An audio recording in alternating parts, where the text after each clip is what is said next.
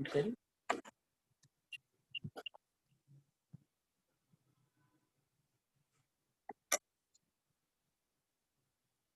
नमस्कार विद्यार्थी मित्रों, आप सभी लोगों का एमसी ऑनलाइन क्लास में स्वागत है। आशा है आप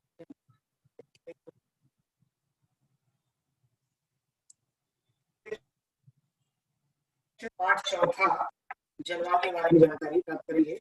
पिछले पाठ में हम लोगों ने पार्ट 3 प्राकृतिक संरचना या अपवाह तंत्र, जिसमें हम लोगों ने जो भारत का अपवाह तंत्र है, प्राकृतिक संरचना है, ब्राजील का अपवाह तंत्र या प्राकृतिक संरचना, उसके बारे में हम लोगों ने जानकारी प्राप्त की। अभी आज हम लोग जो है भूगोल पाठ 4 जलवायु के बारे में जानकारी प्राप्त करेंगे।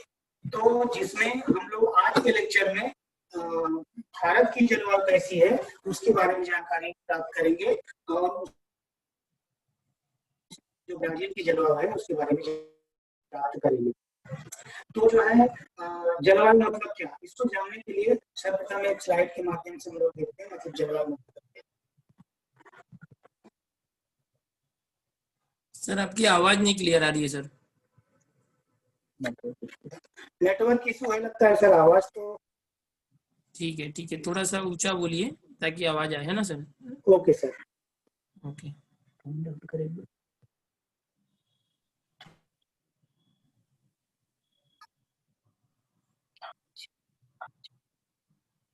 अभी आपके सामने जो स्लाइड आई हुई है इसमें हम लोग देखते हैं कुछ प्रश्न है।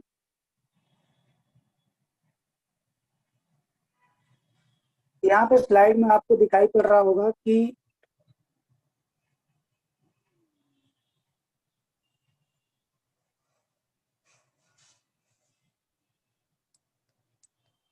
यहाँ से हम लोग शुरू करते हैं।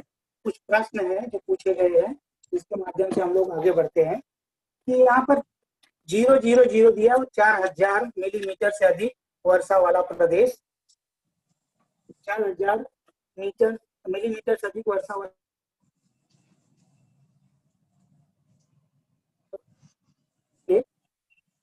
मैप में देखेंगे तो हमको ये दिखाई पड़ेगा कि जो सूची है, सूची में हम लोग देख रहे हैं वर्षा मिलीमीटर 4000, 3000, 2000, 1000, 500 मिलीमीटर। कलर दिखाई पड़ रहा है कि जो मैप में दिखाई पड़ रहा है वो जो है दोनों चीजें आप देखेंगे अलग अलग कलर है। तो यहाँ पर जो है आप देखेंगे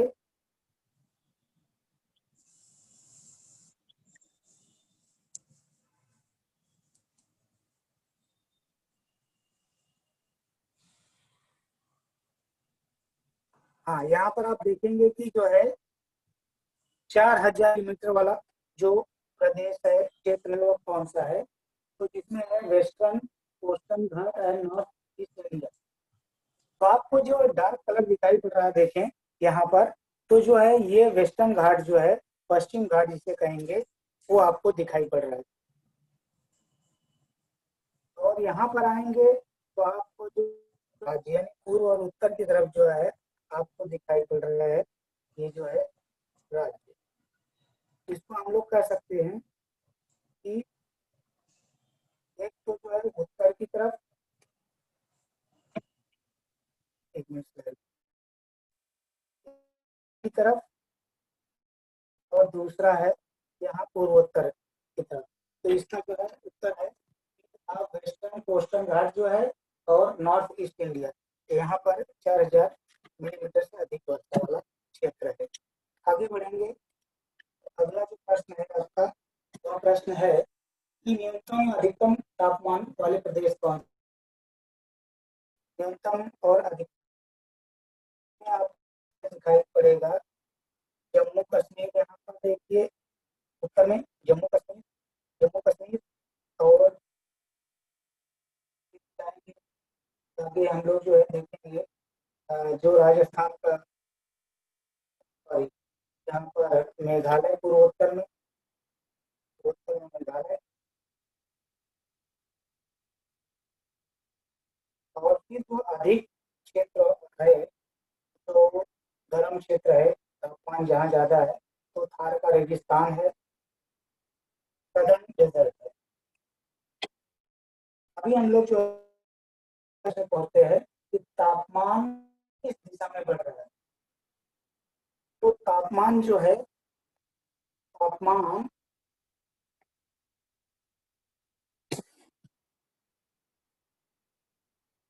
तापमान नॉर्थ टू साउथ बढ़ रहा है, नॉर्थ के उत्तर की तरफ, और उसके बाद हम लोग देखेंगे कि साउथ में नीचे नीचे की तरफ जिस तरह जाते हैं तो तापमान बढ़ते जाता है। इसमें अगला प्रश्न है कि दिशाएं बताएं, इन हवाओं के नाम बताएं। हवाओं की जो है दिशाएं कौन सी है और उसके नाम बताइए। तो दक्षिण पश्चिम से उत्तर पूर्व की ओर ये जो हवाएं बह रही हैं, दक्षिण पश्चिम से उत्तर पूर्व की ओर, दक्षिण पश्चिम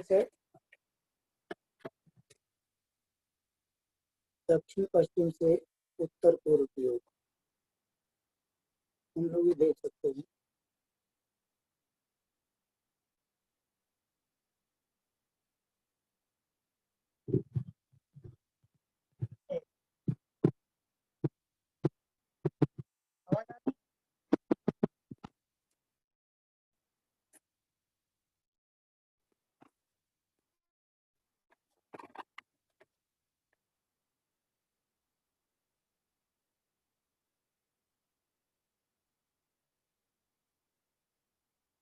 हेलो,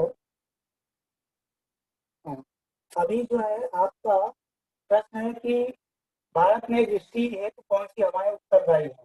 तो भारत में वृष्टि हेतु जो दक्षिण पश्चिम मानसून हवाएं हैं वो उत्तरदायी हैं। 90 से 92% जो बारिश होती है वो ये इसी हवा के कारण होती है। तो राजस्थान के कुछ भागों में रेगिस्तान है, इसके पीछे क्या कारण हो सकते हैं। अब जो है राजस्थान क्या कारण हो सकते हैं। देश के उत्तर भाग की जलवायु किस प्रकार की है। तो राजस्थान में जो रेगिस्तान, उसके पीछे क्या कारण हो सकते हैं। उसके पीछे प्रमुख कारण क्या है, जो हवाएं चलती हैं दक्षिण पश्चिमी मानसून हवाएं, वो जो है अरावली पर्वत है, और फिर उसके उन हवाओं में नमी धारण करने की जो क्षमता होती है वो कम हो जाती है, और डेजर्ट की तरफ का जो भाग है वहां पे बरसात नहीं हो पाती है। अभी यह प्रश्न की जो भारत में गुजरने वाली जलवायु प्रभावित करने वाली प्रमुख अक्षांश रेखा दर्शाइए, तो है कर्क रेखा। इसको देखने के लिए हम लोग जो है देखते हैं कि पद्धति जो है। अभी विद्यार्थी मित्रों, हम लोग जानते हैं कि जलवायु मतलब क्या। तो जलवायु का मतलब है तापमान, हवाओं की दिशा, वर्षा, वायुमंडल, इन सभी की स्टडी करना ही क्या है, जलवायु है। इन सभी की स्टडी करना क्या है, जलवायु है। अभी जलवायु और मौसम में अंतर क्या है। जलवायु और मौसम में अंतर क्या है। तो जलवायु यानी क्लाइमेट, वायुमंडल की वह अवस्था लंबे वर्षों तक समान रहती है। यहाँ पे समान लिखा हुआ है लेकिन समान शब्द है। वायुमंडल की वह अवस्था जो लंबे वर्षों तक समान रहती है। दूसरी तरफ जो है, जो मौसम है, जो मौसम है वह वायुमंडल की वह अवस्था है जो जल्दी जल्दी बदलती रहती है। तो आपने देखा कि जलवायु और मौसम में क्या अंतर है। तो जलवायु मतलब जो लंबे समय तक, लगभग 30 वर्षों से अधिक जो स्थिति है उसको जो है ध्यान में रखते हुए, और मौसम यानी जो 1 घंटे में, 2 घंटे में, एक दो दिन में, एक हफ्ते में बदलाव आता है वायुमंडल को हम लोग। अभी हम लोग देखते हैं कि भारत की जलवायु कैसी है। तो भारत की जलवायु जो है वह उष्ण कटिबंधीय मानसूनी जलवायु कहलाती है, यानी ट्रॉपिकल मानसून क्लाइमेट। तो अभी ये जानने के पहले कि हम लोग ये कटिबंध क्या है, कटिबंध को समझ लें। कटिबंध का अर्थ होता है प्रत्येक गोलार्ध को ताप के आधार पर कई भागों में बांटा गया है। इन्हीं भागों को हम लोग कटिबंध करते हैं। ये विषुवत रेखा से दूरी के आधार पर बांटे जाते हैं। अभी आप देख रहे हैं यहाँ पर ऊपर जो लाइन दिखाई पड़ रही है लाल लाइन, वो जो है जो ऊपर लाल लाइन दिखाई पड़ रही है वो है, जो ऊपर आपको लाल लाइन दिखाई पड़ रही है उसको हम लोग बोलेंगे कर्क रेखा। एक स्लाइड में थोड़ा सा, हाँ, इसको हम लोग बोलेंगे कर्क रेखा। उसके नीचे भूमध्य रेखा या विषुवत रेखा कहेंगे, उसके नीचे मकर रेखा। तो ये जो है कटिबंध है, जो यहाँ भूमध्य रेखा से ताप के आधार पर उसको जो है दर्शाया गया है और इनको बांटा गया है, क्योंकि पृथ्वी के विभिन्न क्षेत्रों में सूर्य की किरणें कितनी लंबवत गिरती हैं, यह स्थान की विषुवत रेखा से दूरी पर निर्भर करता है। तो जो कटिबंध है उसको बांटा गया, उष्ण कटिबंध, उपोष्ण कटिबंध, शीत कटिबंध, ध्रुवी कटिबंध। तो हम लोग जो है इसको इस तरह से देखते हैं। अभी मतलब मानसून, मानसून शब्द की उत्पत्ति अरबी भाषा के मौसम शब्द से हुई है, जिसका अर्थ हवाओं की दिशा ऋतुओं यानी सीजन के अनुसार बदल जाए। किसी भी स्थान या देश की जलवायु प्रमुख चीजों पर निर्भर होती है। उस स्थान की समुद्र से दूरी कितनी है, वह स्थान किस अक्षांश लैटिट्यूड पर स्थित है, उस स्थान की ऊंचाई क्या है, वहां पर पहाड़ों की स्थिति कैसी है। अभी कभी कभी ये सामने हमारे उदाहरण आता है कि जैसे हिमाचल है, उत्तराखंड है, ठीक है, कश्मीर है। तो अभी जहां पर समान रेखाएं जा रही हैं लेकिन वहां पर तापमान में अंतर आ जाता है, तो उसका कारण होता है ऊंचाई। यानी अगर जो है उत्तराखंड और हिमाचल का कोई भाग एक ही रेखा वहां से गुजर रही है और वहां पर मतलब तापमान में या जो है जलवायु में थोड़ा परिवर्तन, क्या कारण हो सकते हैं। तो ये हमने जो 4 कारण बताए, उस स्थान की समुद्र से दूरी कितनी है, वो स्थान किस अक्षांश लैटिट्यूड पर स्थित है, उस स्थान की ऊंचाई क्या है, वहां पर पहाड़ों की स्थिति कैसी है। अब हम लोग इसको आगे देखते हैं। अभी इन्हीं चीजों को हम लोगों को ये देखना है कि जो गोलार्ध है उसको जो बांटा गया है ताप के आधार पर, तो कैसे बांटा गया है। तो एक आप देख रहे हैं कि गोलार्ध के बीच में जो रेखा गई है उसको हम लोग बोलते हैं विषुवत रेखा, और उसके जो है ऊपर 23.5 डिग्री उत्तर उष्ण कटिबंध और 23.5 से 66 डिग्री जो है उत्तरी शीतोष्ण कटिबंध, और फिर उसके बाद उत्तरी जो है कटिबंध है, उत्तरी शीत कटिबंध है। अब हम लोग नीचे आते हैं 23.5 डिग्री दक्षिण में, तो देखिए जो मकर रेखा लिखी गई उसके नीचे शीतोष्ण कटिबंध, दक्षिणी शीतोष्ण कटिबंध है, फिर उसके बाद दक्षिणी शीत कटिबंध है। तो इस तरह से इन गोलार्धों को कटिबंधों में बांटा गया है। आप इसको जो है इसके माध्यम से समझ सकते हैं। उत्तर ऊपर जो उत्तर की तरफ उत्तरी ध्रुव और नीचे दक्षिण की तरफ दक्षिणी ध्रुव। आगे हम लोग बढ़ते हैं। अभी हवा की गति कैसी है। अभी यहाँ पर देख रहे हैं आप कि उच्च दाब और लो दाब। तो जो हवा की गति है उच्च दाब से निम्न दाब की तरफ बढ़ती है। तो जो है तापमान अगर कम हुआ तो क्या होगा, हाई प्रेशर। अगर तापमान ज्यादा हुआ तो हम इसको बोलेंगे लो प्रेशर। तो जो है इस तरह से हम लोग जो है देखते हैं। अभी हम लोग आगे बढ़ते हैं और अभी ये देखते हैं कि इसको जलवायु को जानना अत्यंत आवश्यक इसलिए है क्योंकि जो हमारा जीवन है उससे बहुत प्रभावित होता है। और हमारे यहाँ विभिन्न प्रकार के जलवायु जो पाई जाती है जिसमें विविधता है, उसके पीछे क्या कारण है। उसका प्रमुख कारण है कि हम जो है जो हमारा भारत देश है वो वहां से कर्क रेखा गुजरती है और मोस्ट ऑफ भाग उससे जो है प्रभावित है। तो आप ये देखेंगे तो ग्रीष्म ऋतु में सूर्य कर्क रेखा के लंबवत होने के कारण भारत के पश्चिमी भाग में अत्यधिक जो है तापमान बढ़ जाता है, जिससे भारत में निम्न दाब का क्षेत्र बन जाता है। ये आप देखेंगे। इसके विपरीत हिंद महासागर में तापमान कम होने से उच्च दाब वाली पौने भूमध्य रेखा पार कर भारत के भाग की ओर बढ़ने लगती हैं। ये पौने समुद्र से होकर आती है जिस वजह से अपने साथ जल वाष्प लाती है। यानी कि जो समुद्र से जब हवाएं जो है चलती हैं अपने साथ में जल वाष्प ले जाती है, यानी जल धारण करने की उनकी शक्ति होती है। तो अगर आप देखेंगे तो यहाँ पर हिंद महासागर आपको दिखाई पड़ रहा है। ये हवाएं जो तीर का निशान आपको दिखाई पड़ रहा है, यह भारत की तरफ चल रहे हैं, भारत का मैप आप देख रहे हैं। तो यहाँ पर हाई प्रेशर बन रहा है, यानी उच्च दाब, और आप भारत के मैप पे जो कर्क रेखा वहां देख रहे हैं लो प्रेशर बन रहा है। तो ये जो हवाएं चलती हैं ये अपने साथ जल वाष्प धारण की रहती हैं। तो आप देख रहे हैं कि सूर्य कैसे जो है यहाँ पर लंब रूप में पड़ रहा है, यहाँ पर लो प्रेशर बन रहा है जो कर्क रेखा देख रहे हैं, और यहाँ पर जो हिंद महासागर है यहाँ पर आपको भूमध्य रेखा के नीचे देखें आप, हिंद महासागर में यहाँ पर हाई प्रेशर बन रहा है और ये हवाएं जो है लो प्रेशर की तरफ बढ़ रही है।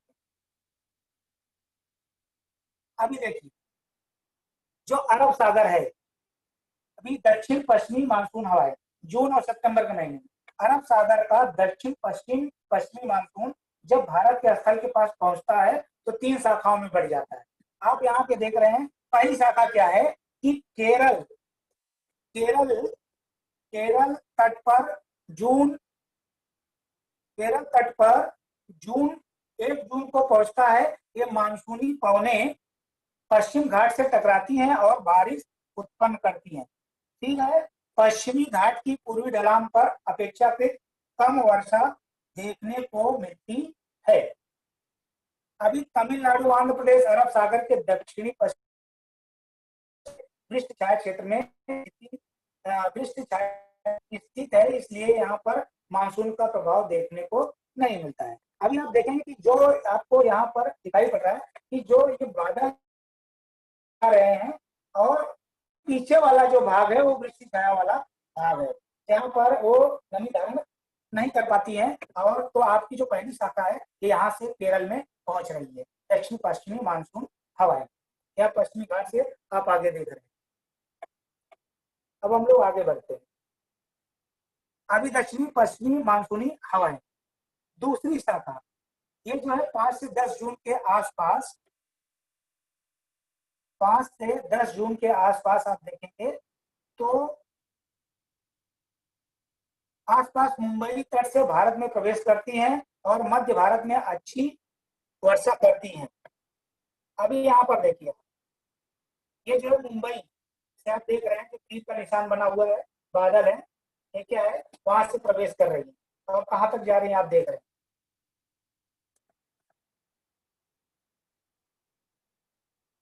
और छत्तीसगढ़ तक आप देख रहे हैं, लेकिन छत्तीसगढ़ के बेसिन क्षेत्र में देखने को नहीं मिलता। अरब सागर की तीसरी शाखा गुजरात के सौराष्ट्र से प्रवेश करती है, अरावली के सहारे आगे बढ़ती है, राजस्थान में कुछ वर्षा कर पंजाब पहुंचती है, जहां बंगाल की खाड़ी से आने वाली मानसूनी पवनों के साथ मिल पश्चिमी हिमालय से वर्षा उत्पन्न करती है। आप यहाँ पर देखिए एक जो दूसरी शाखा आपको दिखाई पड़ रही है जो यहाँ मुंबई से, और उसके बाद जो है आपका यहाँ गुजरात जो तीर का निशान लगा हुआ है, सौराष्ट्र और अरावली पर्वत, यानी वो जो रेगिस्तान का भाग है वहां बरसात नहीं होती है, उससे आगे बढ़ जाती है पंजाब की तरफ।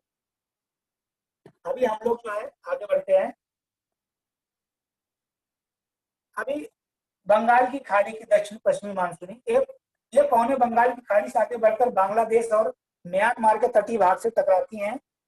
यहाँ पर आप देख रहे हैं तो शाखा एक तो जो है दक्षिण पश्चिम की तरफ से बढ़ रही है और एक दक्षिण पूर्व की तरफ से बढ़ रही है। म्यांमार तट पर स्थित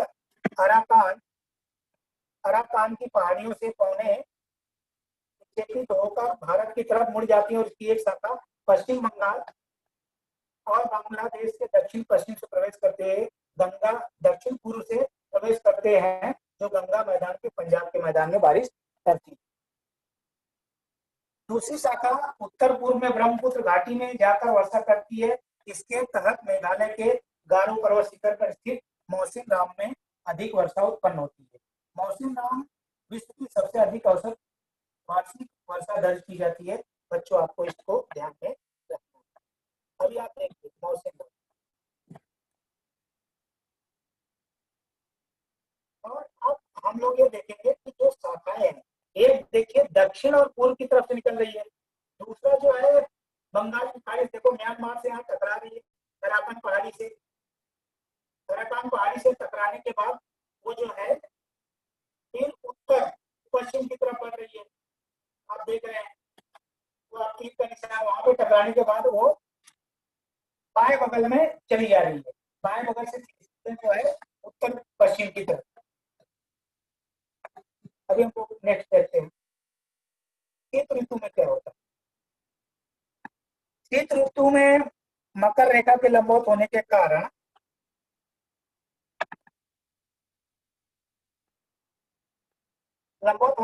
भारत के उत्तर पूर्व भाग में तापमान कम हो जाता है, जिससे भारत में उच्च दाब का क्षेत्र बन जाता है। इसके विपरीत हिंद महासागर में तापमान अधिक होता है, अर्थात निम्न दाब क्षेत्र बन जाता है। तब उच्च दाब वाली लहरें भारत के उत्तर पूर्व से हिंद महासागर की तरफ बढ़ने लगती है। यहीं से उत्तर पूर्व मानसून की शुरुआत होती है। अभी जो है बच्चों आप देखिए, अभी तक आपने देखा था कि जो हिंद महासागर है वहां पर जो है हाई प्रेशर बन रहा था। अब जो है आप देखें तो भारत से जो तीर का निशान है वहां पर जो है आपको एचपी यानी हाई प्रेशर बन रहा है। तो हाई प्रेशर से जो हवाएं हैं वो कहाँ चल रही है, लो प्रेशर की तरफ। ठीक है, तो इसको ही हम लोग बोल रहे हैं उत्तर पूर्व मानसून।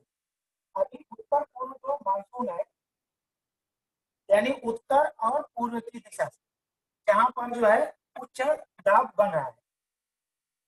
तो इसके विपरीत हिंद महासागर में क्या हो रहा है, निम्न दाब बन रहा है। तो आप जो है इस मैप के माध्यम देखेंगे कि ये हवाएं कहां से निकल रही आपको दिखाई पड़ता है।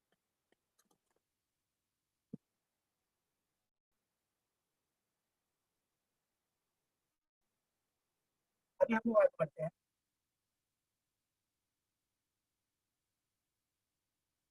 हाँ, तो बच्चों अगर आप इस तरह से देखेंगे तो यहाँ पर आपको ये दिखाई पड़ रहा है कि जो भारत की वर्षा करने वाली प्रमुख मानसून है जिसको हम लोग दक्षिण पश्चिमी मानसून हवाएं कहते हैं, उसके कारण जो है भारत में 90 से 92% जो है वर्षा होती है।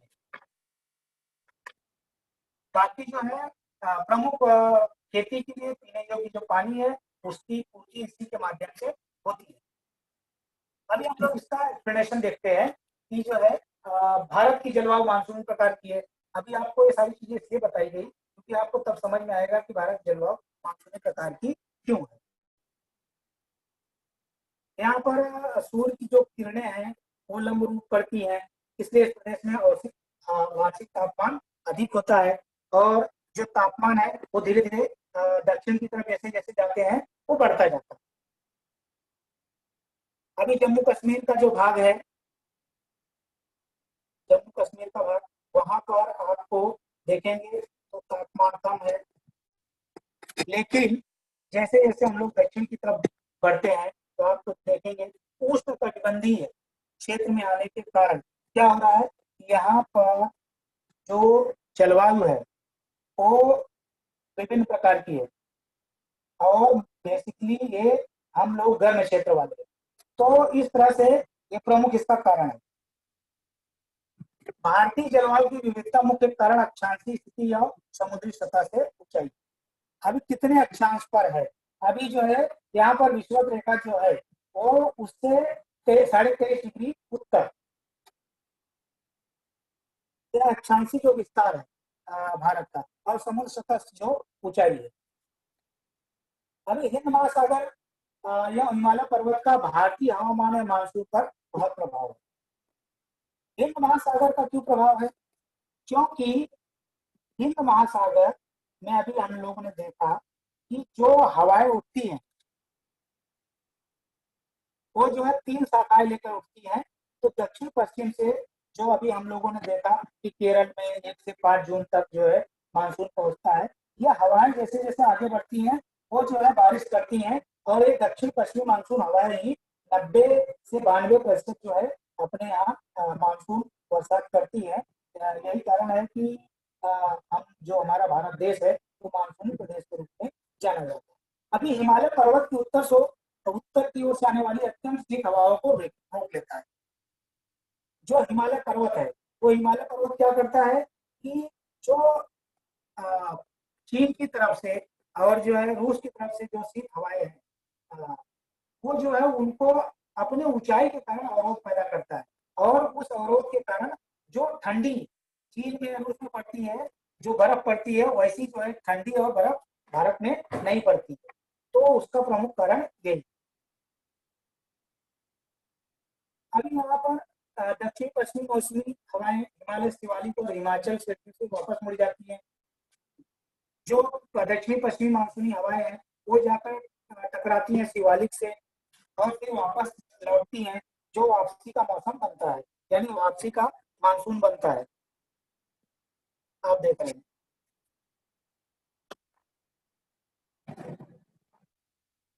पंजाब का मैदानी प्रदेश व राजस्थान के थार रेगिस्तान की उष्ण जलवायु के कारण ग्रीष्मकाल के प्रारंभ में कम दबाव का क्षेत्र तैयार होता है, इसलिए हिंद महासागर के अधिक दाब वाले क्षेत्र से भारत की मुख्य भूमि की ओर हवाएं बढ़ने लगती। अभी देखिए, एक तो हवाएं जो समुद्र से बहती हैं धरती की तरफ, जो आप देख रहे हैं तीर का निशान। दूसरा है वो हवाएं जो धरती से वो जो है समुद्र की ओर बहती है। देख लीजिए, ये हवाएं जो धरती से समुद्र की तरफ बढ़ रही है। तो इस तरह से अगर हम लोग देखेंगे तो ये इसको हम कहेंगे वापसी का मानसून। हिंद महासागर के अधिक दाब वाले क्षेत्र से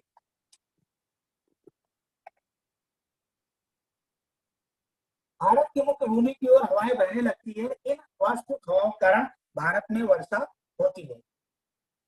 ये हवाएं पश्चिमी और पूर्वी घाटों के अवरोध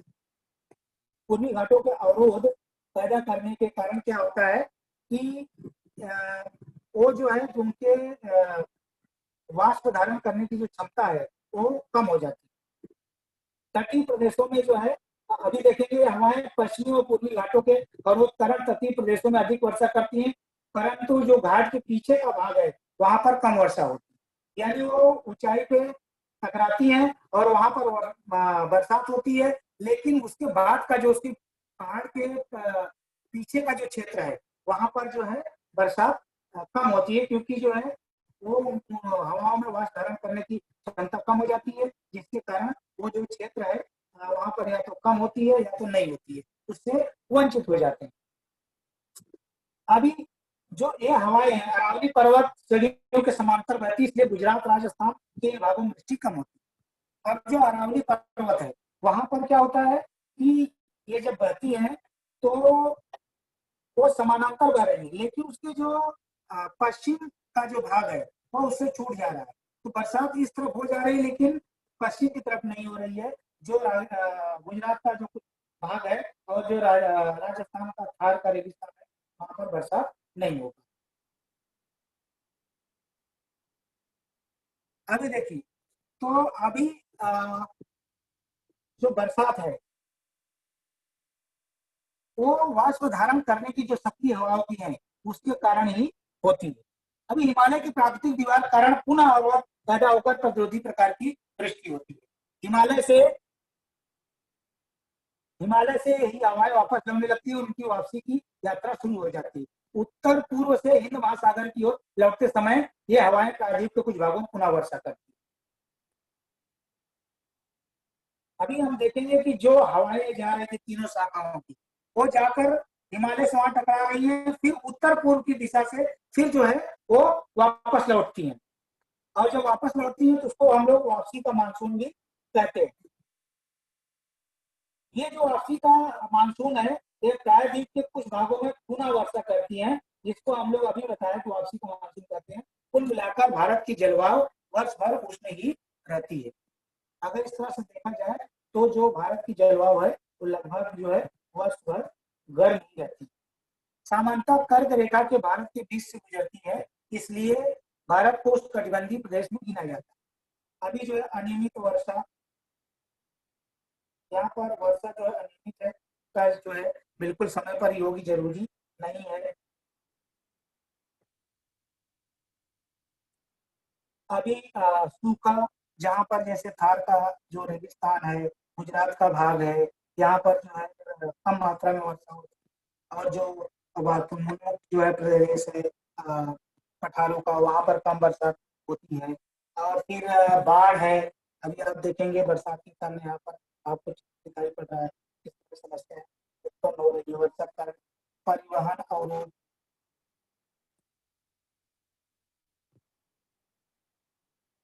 प्राकृतिक आपदाएं भी विभिन्न प्रकार की आती हैं। भारतीय मौसम विभाग के अनुसार भारत में 4 ऋतुएं होती हैं। तो 4 ऋतुएं कौन कौन सी है? एक तो है ग्रीष्म काल, वर्षा काल और वापसी का मानसून, सर्दियों का मौसम।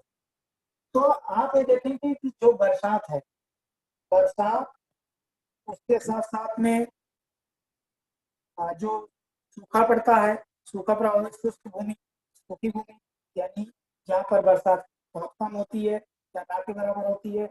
उसके बाद जो है आप देखेंगे जहाँ पर बरसात होती है, मानसून अच्छा है, वहाँ पर धान की खेती की जाती है। और जो है पानी को संचित करके कुएं के माध्यम से हम लोग कैसे उसका उपयोग करते हैं। तो हम लोग ये देखेंगे कि भारत में जो जलवायु है वह उष्ण कटिबंधीय क्षेत्र में आती है। मानसूनी प्रकार की जलवायु है, जलवायु में विविधता पाई जाती है। इसको हम लोग इसके माध्यम से हम लोगों ने समझा। आज का पाठ को एक बार हम लोग फिर जो है रिवाइज कर लेते हैं कि हम लोगों ने प्रमुख रूप से क्या क्या चीजें देखी। तो जैसे 4000 मिलीमीटर से अधिक वर्षा वाला प्रदेश कौन सा है, इसको हम लोगों ने उसके बारे में जानकारी हासिल की। तो उसमें वेस्टर्न घाट है, पश्चिमी घाट और नॉर्थ ईस्ट इंडिया यानी कि जो है उत्तर पूर्व राज्य है। और न्यूनतम अधिक तापमान वाले प्रदेश कौन से हैं, इसको हम लोगों ने देखा। तो न्यूनतम अधिक तापमान वाले प्रदेश हैं वो जो है जैसे जम्मू कश्मीर है, उधर मेघालय है। और अधिक तापमान वाला है गुजरात है, ये जो है राजस्थान है, ये भाग है उसका। उसके बाद है तापमान किस दिशा में बढ़ रहा है। तो तापमान जो है उत्तर से जब हम दक्षिण की तरफ जाते हैं तो बढ़ता जाता है। हवाओं की दिशाएं बताइए। तो जो हवाओं की दिशाएं हैं वो साउथ वेस्टर्न मानसून यानी साउथ यानी दक्षिण और वेस्टर्न यानी पश्चिम, दक्षिण पश्चिम हवाएं। और फिर भारत में वृष्टि है कौन सी हवाएं उत्तरदायी है। तो यानी वृष्टि यानी बरसात के लिए ये जो दक्षिण और पश्चिम मानसून है ये इसके लिए उत्तरदायी है। अभी राजस्थान के कुछ भागों में क्या हो रहा है कि रेगिस्तान है, वहाँ पर बरसात नहीं होती है, रेगिस्तान क्षेत्र बहुत कम बरसात होती है। तो उसके पीछे क्या कारण है? उसके पीछे कारण है कि जो अरावली पर्वत है वहाँ पर हवाएं इस तरह भी नमी को जो धारण करने की क्षमता है, कहीं पे बरसात हो जाती है, उधर नहीं हो पाती पश्चिमी क्षेत्र। भारत में गुजरने वाली जलवायु को प्रभावित करने वाले प्रमुख अक्षांश रेखा दर्शाइए। तो प्रमुख अक्षांश रेखा जो है वो है कर्क रेखा। तो हम लोग यहाँ पे देख सकते हैं, तो देख रहे हैं आप में आपको दिखाई पड़ रहा है कर्क रेखा। तो भारत में गुजरने वाली और जलवायु को प्रभावित करने वाली प्रमुख अक्षांश रेखा दर्शाइए। तो आप इसको दिखाएंगे कर्क रेखा। अभी भारत के प्रायद्वीपीय पठार के कौन से भाग में अर्धशुष्क स्थिति पाई जाती है, इसके पीछे क्या कारण? तो अभी जैसे मैंने बताया कि जो महाराष्ट्र, तेलंगाना या कर्नाटक का जो भाग है, पठार है, वहाँ पर क्या होता है कि अर्धशुष्क स्थिति पाई जाती है। उसके पीछे कारण यही है कि जो हवाएं आती हैं वो जो है पहाड़ों से टकराने के बाद जो उसके पीछे का जो भाग है वहाँ पर वो बरसात इसलिए नहीं कर पाती है क्योंकि हवाओं में वाष्प धारण करने की जो क्षमता है वो कम हो जाती है, जिसके कारण यहाँ पर ऐसी उसकी स्थिति बन जाती है, यानी आधे सूखे की स्थिति तैयार हो जाती है। तो इस प्रकार से हम लोगों ने इन सारी चीजों को देखा कि किस तरह से जो है भारत की जो जलवायु है और किस प्रकार की है और उसकी क्या क्या आपको जानकारी हासिल कर। तो उसमें प्रमुख रूप से हम लोगों ने देखा जलवायु क्या है। तो उसमें तापमान, हवाओं की दिशा, वर्षा, वायुमंडल के बारे में जानकारी प्राप्त करना ही जलवायु है। फिर उसके बाद है जलवायु और मौसम में क्या अंतर है। तो भारत वायुमंडल लंबे वर्षों तक जो अवस्था है उसको हम लोग जलवायु के अंतर्गत, और जो मौसम है वो दीर्घकालिक ना होकर वह अल्पकालिक है। उसके बाद हम लोगों ने देखा कि भारत में जलवायु है उष्णकटिबंधीय मानसून जलवायु है। मानसून शब्द की उत्पत्ति कहाँ से हुई है उसके बारे में जानकारी हासिल की। अरबी भाषा के मौसम शब्द, इसका अर्थ हवाओं की दिशा, ऋतुओं, ऑक्सीजन के अंतर बदल जाना, इसको हम लोग बोलते हैं मानसून। मानसून किसी भी स्थान देश की जलवायु को कैसे निर्धारित करते हैं, उसका प्रमुख कारक क्या है, यानी किस पर है आधारित है, वो है उस स्थान की समुद्र दूरी कितनी है, वो स्थान किस अक्षांश एल्टीट्यूड पर स्थित है, उस स्थान की ऊंचाई क्या है, वहां पर पहाड़ों की स्थिति कैसी है। फिर हम लोगों ने जाना कि कटिबंधों में कैसे बांटा गया है पृथ्वी को, तो जो है ताप के आधार पर। तो हम लोगों ने देखा कि भाई जो बीच से रेखा गई है, मध्य से विषुवत रेखा या भूमध्य रेखा करती है, उसके बाद 23.5 डिग्री उष्ण कटिबंध उत्तर की तरफ, 23.5 साढ़े उत्तरी शीतोष्ण कटिबंध, और उसके बाद जो है उत्तरी शीत कटिबंध जो उत्तरी ध्रुव है, फिर वही 0 से 23.5 डिग्री उसको हम लोग जो है उष्ण कटिबंध, उसके बाद 23.5 से 7.5 डिग्री दक्षिणी शीतोष्ण कटिबंध, और उसके बाद जो दक्षिणी ध्रुव है दक्षिणी शीत कटिबंध। अभी हम लोग देखते हैं कि जो कर्क रेखा, भूमध्य रेखा और मकर रेखा, जो तीनों के बीच में जो सूर्य की जो किरणें हैं कैसी पड़ती हैं, तो उसका जो है तापमान से क्या संबंध है। तो भारत में किस प्रकार का तापमान बनता है, भारत में फिर जो है निम्न दाब का क्षेत्र बन जाता है, होने से उच्च दाब वाली पवनें भूमध्य रेखा पार कर भारत के स्तर की तरफ बढ़ने लगती है। यानी कि जो आप देखेंगे हिंद महासागर से यहाँ पर हवाएं आगे बढ़ रही है भारत की तरफ, और ये पवनें जो समुद्र से आती है, इसके कारण अपने साथ में जल वाष्प लेकर आती है। फिर हम लोगों ने देखा दक्षिणी पश्चिमी मानसून, तो जो केरल तट पर 1 जून को पहुंचता है, और ये मानसूनी पवनें पश्चिमी घाट से टकराती हैं और बारिश उत्पन्न करती है। तो जो है पश्चिमी घाट से टकराने के कारण क्या होता है, उसमें वाष्प धारण तो रहती है, और वहां में टकराने के बाद यहाँ पर बरसात करती है। अब जो है ये अपनी प्रमुख रूप से यहाँ पर 3 धाराओं में विभाजित होकर आगे बढ़ती है। अब दूसरी शाखा जो बढ़ती है 5 से 10 जून के आसपास मुंबई तट से भारत में प्रवेश करती है और मध्य भारत में अच्छी वर्षा करती है। आप यहाँ पे जो तीर का निशान देख रहे हैं, जो मुंबई से आगे बढ़ रही है, वहाँ पर जो है मध्य भारत, जो भारत का मध्य भाग है, वहाँ पर अच्छी वर्षा करती है।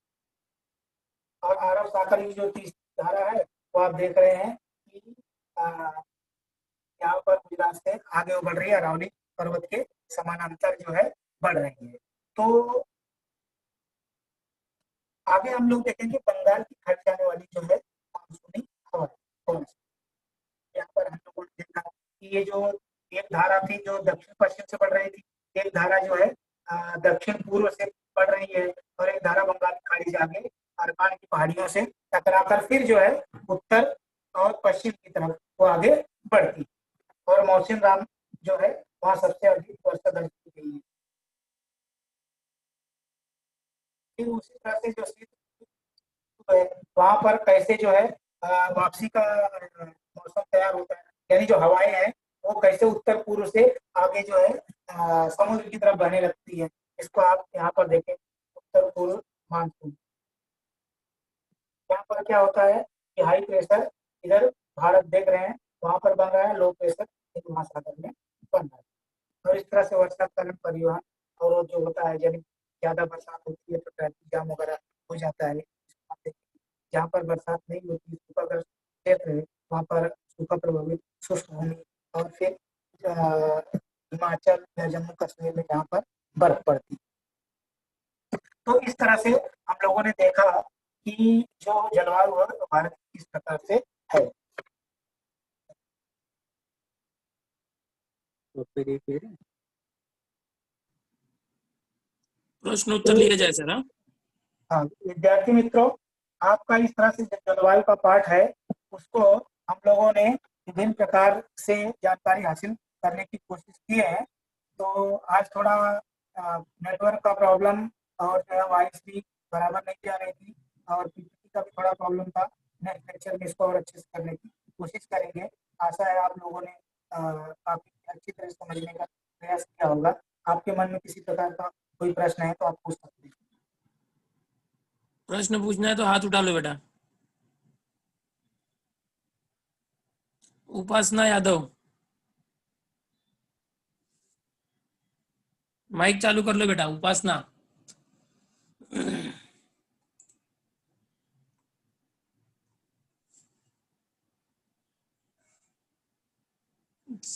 सर किसी ने हाथ नहीं उठाया है, टाइम ठीक भी है, हो गया है, लेक्चर समाप्त करते सर। धन्यवाद सर। सभी ओके। बच्चों को बहुत बहुत धन्यवाद।